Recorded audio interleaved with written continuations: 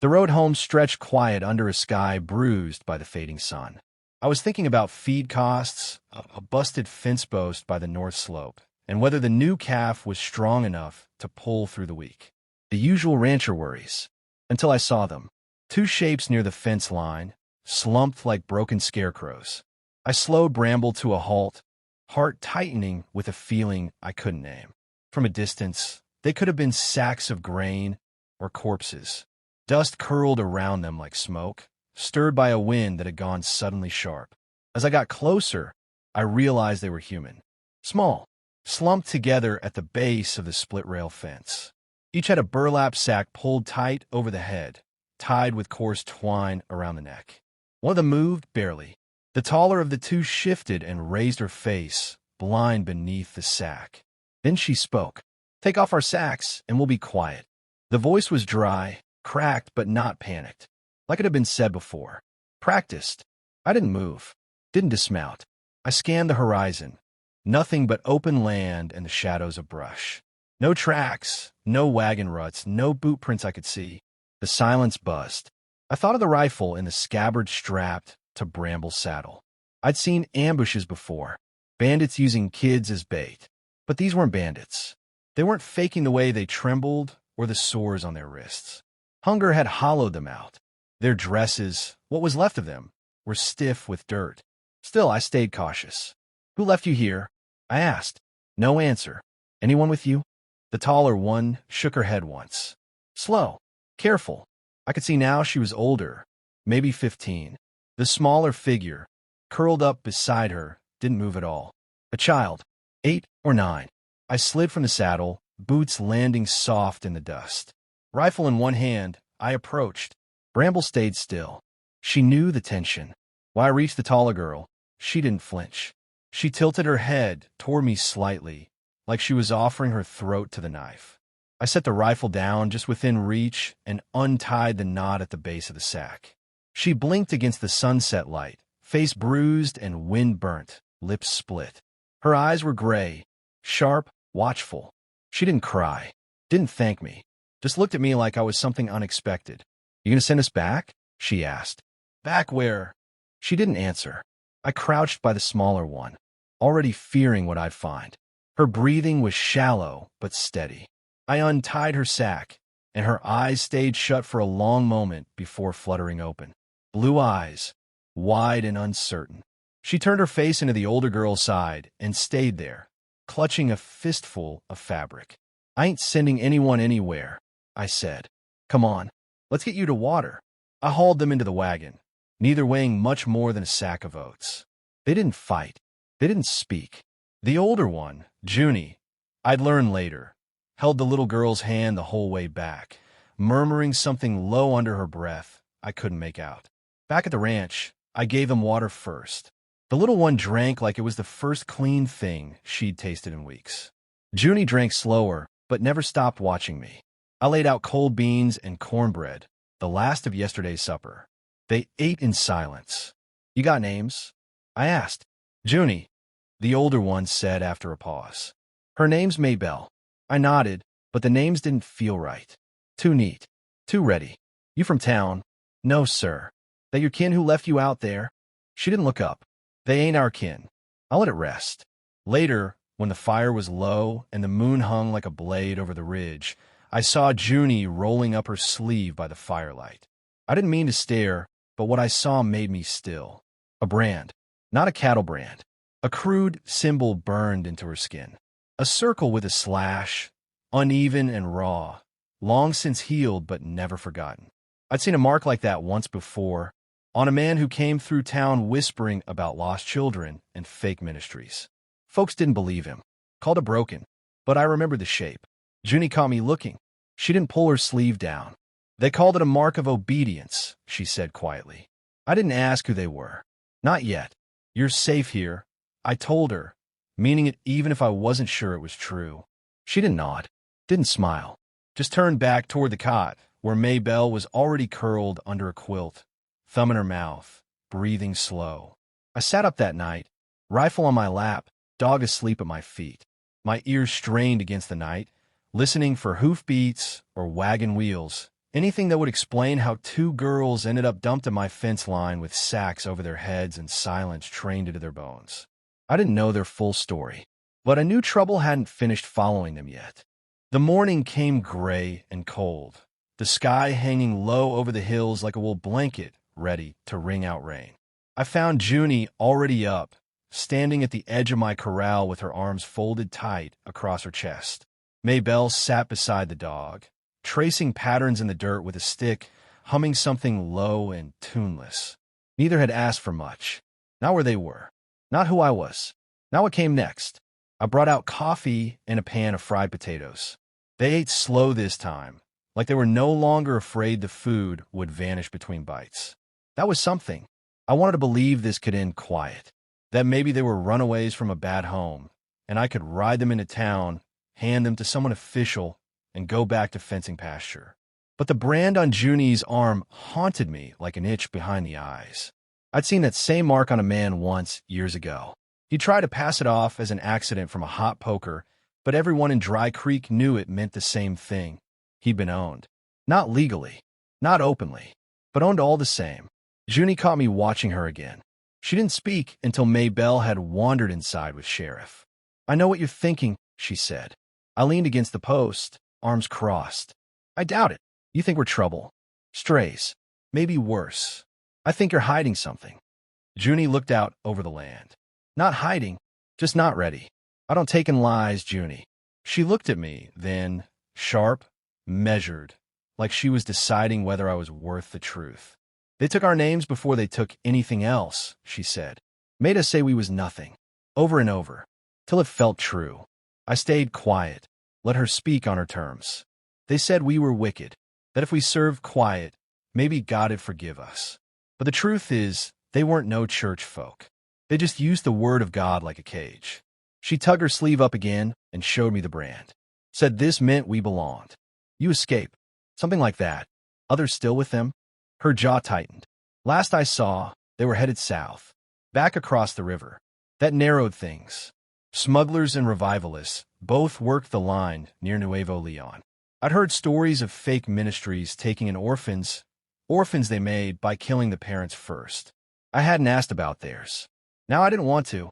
Later, I hitched the wagon and headed into town for supplies. Junie stayed behind with Maybelle, who clung to her like shadow to Boothiel. I figured it was safer. What I needed couldn't be bought at the general store. I found Marshall Dodd outside the telegraph office, smoking his midday pipe and watching the wind toss dust down Maine. "You hear anything about missing kids?" I asked. He squinted at me. "Too many." I told him just enough. 2 girls, left on my land, maybe escaped from a traveling revival group. His face darkened. "You think it's Crane?" he asked. That name rang through my head like a bullet on stone. Jedediah Crane? Man came through a few months back. White wagon with red crosses painted on the side. Carried a Bible thicker than his skull. Said he was saving souls. And now, vanished. Townsfolk said he had kids with him. Said they were orphans. But they looked too scared to be saved. I asked if he had anything official, records, complaints, wanted posters. He shook his head. "No one wants to touch it. No evidence. Just whispers. And folks around here ain't keen on stirring up trouble that rides in under a cross." I left town with more than sacks of flour. I took a flyer from the postboard. Torn edges, sun-bleached, half-faded ink. 2 girls missing. Clara Ruth, 15, Emmeline, 8. Last seen near the Brazos Crossing. The names weren't Junie or Maybelle, but the faces, sketched with a shaky hand, were close enough to gut me. At the bottom, scrawled in faint pencil, a child's handwriting. They took our names. We remember our real ones. I rode back in silence, flyer folded in my coat pocket like a secret too heavy to tell. When I got home, Maybelle was drawing in the dirt again. A stick figure wagon, circles for wheels. A man in a hat standing over children, one with a sack over her head. My throat went tight. Inside, Junie sat near the stove, peeling potatoes like she'd always lived there. "You lied," I said, setting the flyer down. She didn't flinch, just picked it up, studied it, then set it aside. "We didn't lie. We just waited." "Clara." She nodded. "And Maybelle's, Emmeline?" "Yes." I sat down, feeling years heavier. What do you want from me? She didn't answer right away. Then, a place. Just for a little while. Till we figure out where we're supposed to go. Crane's still out there. I know. You think he'll come looking? I think he never stops. The stove crackled. Rain started tapping soft against the windows. Emmeline climbed onto the cot, pulled the blanket up to her chin, and stared at me like she was waiting for something I hadn't said yet. I didn't know what I was yet to these girls, but I knew what I wasn't. I wasn't the man who turned them away. Not anymore. By the end of that week, Clara had begun to walk the fence line with me in the mornings. She didn't say much, but her silence no longer felt like a wall. It felt like choice. Emmeline, on the other hand, had taken to following Sheriff everywhere, tugging his tail, whispering secrets in his floppy ear, drawing in her little book under the porch roof. It was the first time I'd seen her laugh, but the weight hadn't lifted. Not really. I still caught Clara watching the hills too long, still saw the way her hand instinctively shielded the scar on her arm whenever a shadow passed. I'd wake in the night to the creak of floorboards, find her standing by the window, staring into the dark like she expected something to come walking up the path. I didn't ask questions. Not until I found Emmeline's drawings tucked beneath my saddle blanket. They weren't childish like the others. No stick figures, no lopsided wagons. These were careful, specific. A wagon circled in thorns, a cross draped in chains. Faces, some smiling, some screaming, pressed behind slatted bars. One figure stood out in each, a tall man in a broad-brimmed hat, arms always raised like he was preaching, though his mouth in every drawing was blacked out, scribbled over with thick lines of charcoal. I brought the pictures to Clara that evening, laid them on the table between us as the lantern hissed above. She sees more than she says. I told her. She sees what they did. All of it. I waited, let her breathe. Jedediah Crane was no preacher, she said.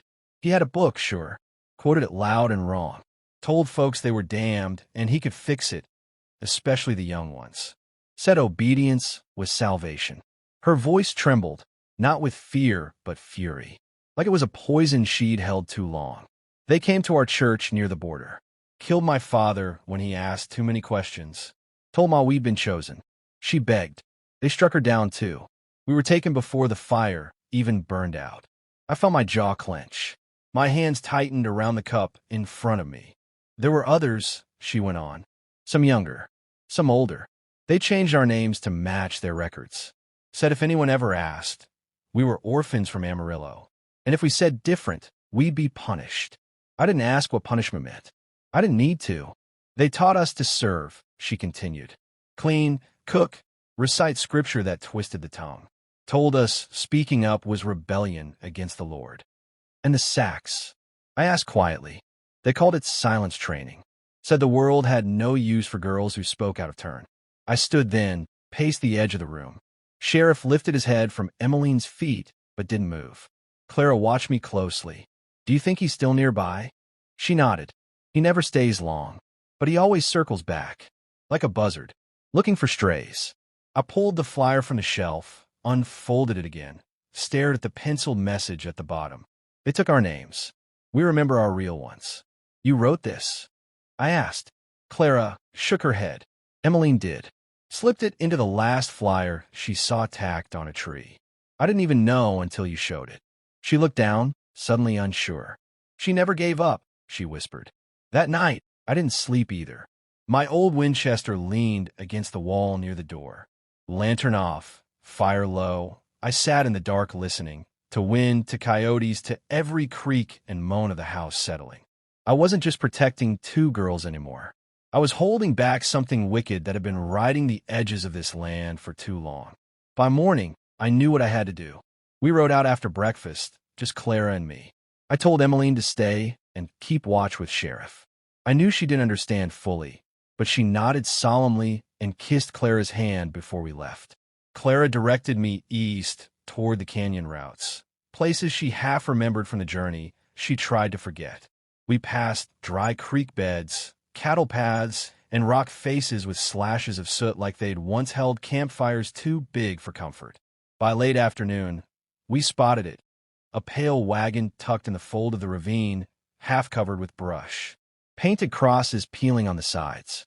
No horses hitched. No sign of movement. Is this it? I asked. Clara nodded once. I told her to stay with the horses. She handed me Emmeline's drawing, the one with the wagon and the thorn circle, and I folded it into my coat like armor. The closer I got, the more the stench hit. Not death, just neglect. Old oil, unwashed cloth, and something that clung to it like rot. I crept around the back and found the doors chained shut. Then I heard it, a soft, muffled sob. I pressed my ear to the wood, a child's voice, barely above a breath. Then another, and another. I stepped back, heart pounding. There were more. Hidden, forgotten, waiting, and somewhere close, a man with a Bible full of lies had to be nearby. I didn't have a plan yet, just a promise to keep. I didn't wait. My hands moved before my thoughts caught up. Rifle up, barrel pointed at the lock. One clean shot rang out, echoing off the canyon walls like thunder on Judgment Day. The chain broke, links clattering to the dry earth. Inside, silence. Then a shuffle. Then the sound of breath held too long. I opened the door slow. 5 children sat huddled inside, eyes wide and hollow. A girl no older than Emmeline blinked at the sunlight, like she'd forgotten what it looked like. A boy, maybe 10, reached for his sister's hand. None of them cried. That silence, trained into them, hung heavy. "It's all right," I said, voice steady, lowering the rifle. "You're safe now." But even as I said it, I wasn't sure I believed it. I helped them down one by one.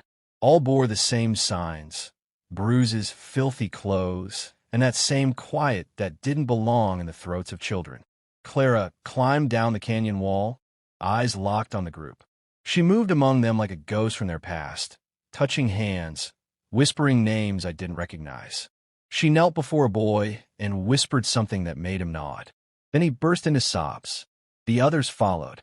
"Where is he?" she asked me, voice tight. I scanned the rocks, the brush, the empty trail. The wagon was fresh, still dust on the wheels, but there was no sign of Jedediah Crane. "Not yet. We'll take them to town," I said. "Marshal Dodd can hide them till we find Crane." Clara shook her head. "He doesn't hide. He hunts." We made camp that night in the low basin, fires low, horses tethered close. Sheriff curled around the children like a living shield. I kept watch with my Winchester across my knees and dread in my gut. He came at dawn. I heard the crunch of gravel before I saw him, tall, wide-brimmed hat, white coat dusty from the trail, and that damned Bible in his hand like it could ward off bullets. He didn't look surprised to see us, just inconvenienced. "You've taken what's mine," he said calmly, voice deep and even. "They ain't yours," I said, rising. "They never were." He looked past me, eyes scanning the camp until they landed on Clara. He smiled, slow and crooked. "Sister Ruth, you've strayed far." Clara stepped forward, chin high. "You lied to us, called it salvation. You don't understand the Lord's plan. I understand men who use his name to hide their sins." He opened his Bible and took one step closer. That's when I raised my rifle. He stopped. "You should pull that trigger, rancher," he said, not angry, just certain. "But if you do, others will come. There are more like me." "Not if I bury you deep enough," I said. He laughed then, cold, hollow, the kind of laugh that stays with you even after the man's gone. But I didn't pull the trigger. Not yet. The law needed proof. I needed him alive. Marshal Dodd met us halfway back to town with 2 deputies and a chain gang's worth of irons. When he saw the children and Clara's scar, he stopped asking questions. Jedediah Crane didn't resist. He let them cuff him, Bible still tucked under one arm. But as they loaded him into the wagon, he looked at Clara once more.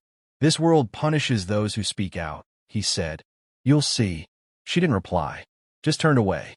Town treated us like ghosts when we arrived. No one wanted to know the truth, not really. But they took the children. The doctor set up beds in the old courthouse. Clara and Emmeline stayed with me.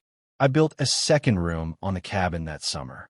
Not because they asked, but because silence had taught them not to. They filled it with quilts and drawings and wild laughter I didn't know I'd missed. One morning, Emmeline brought me her sketchbook. On the last page was a picture of the ranch, our ranch. Me, Clara, Emmeline, and Sheriff beneath the cottonwood tree. No more sacks. No more bars. Just names scrawled beneath each figure in her slanted print. She pointed to mine. "You forgot your name," she said softly. I looked at it. She'd written Pa. The word buckled something inside me.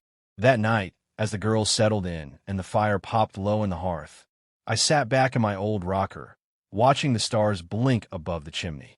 They'd said they'd be quiet if I took the sacks off, but it turned out their voices were the only thing I'd been needing to hear.